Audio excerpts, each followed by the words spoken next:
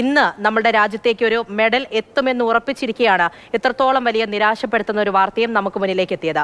വിനേഷ് ഫോഗട്ടിനെ അയോഗ്യയാക്കിയതിൽ പ്രതികരണവുമായി എത്തുകയാണ് വിജേന്ദർ സിംഗ്.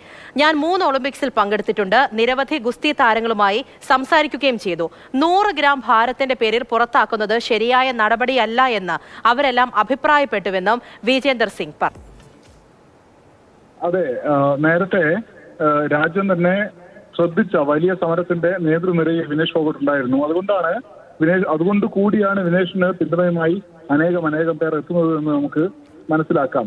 100 ഗ്രാം ഭാരക്കൂടുതലിന്റെ പേരിൽ പുറത്താക്കിയത് ശരിയായ നടപടിയല്ല, അത് കുറയ്ക്കാൻ സമയം നൽകണമായിരുന്നു എന്ന പ്രസ്താവനയാണ് വിജേന്ദർ സിംഗിന്റെ ഭാഗത്തുനിന്നുണ്ടായത്. അദ്ദേഹം 3 ഒളിമ്പിക്സുകളിൽ പങ്കെടുത്ത ആളാണ്, മെഡൽ നേടിയ ആളാണ്. അദ്ദേഹം തന്നെ പറയുന്നത്, ഞാൻ ഒരുപാട് ഗുസ്തി താരങ്ങളുമായി സംസാരിച്ചു, എന്റെ സുഹൃത്തുക്കളുമായി. അവർ പറയുന്നത് ഈ നടപടി ശരിയല്ല എന്നാണ്. ഒരുപക്ഷെ വൈകാരികമായ പ്രതികരണമായിരിക്കാം.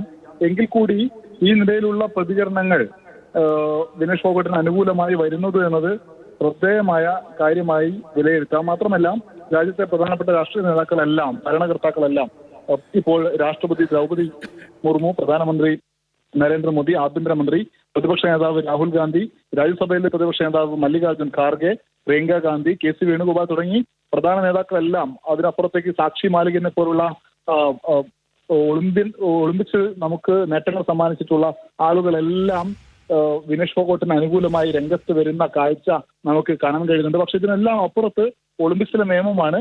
ആ നിയമം ഏത് നിലയിൽ പ്രവർത്തിക്കുന്നു, അതിൽ നമുക്ക് അപ്പീൽ നൽകാനുള്ള സാധ്യതയുണ്ടോ, അല്ലെങ്കിൽ ഈ നിയമം ഈ നിലയിൽ തന്നെയാണോ നടപ്പിലാക്കിക്കൊണ്ടിരുന്നത് തുടങ്ങിയിട്ടുള്ള ചോദ്യങ്ങളെല്ലാം ഉണ്ട്. ആ ചോദ്യങ്ങൾക്കാണ് ഇനി മറുപടി ലഭിക്കേണ്ടത്.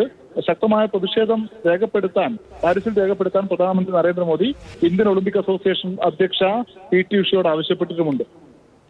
ശരി, അനൂപ് ദാസ് ആണ് വിവരങ്ങൾ നൽകിയത്. വലിയ പ്രതിഷേധം രാജ്യത്തിന്റെ വിവിധ ഭാഗങ്ങളിൽ നിന്നും ഉയർന്നുണ്ട് എന്നുള്ളതാണ്. എന്തായാലും കടുത്ത നിരാശ മാത്രമാണ് നമുക്ക് മുന്നിലേക്ക് എത്തിയത്. ഒരു മെഡൽ ഉറപ്പിച്ചതാണ്, പക്ഷേ 100 ഗ്രാം ഭാരം കൂടുതലാണ് എന്നതിന്റെ പേരിലാണ്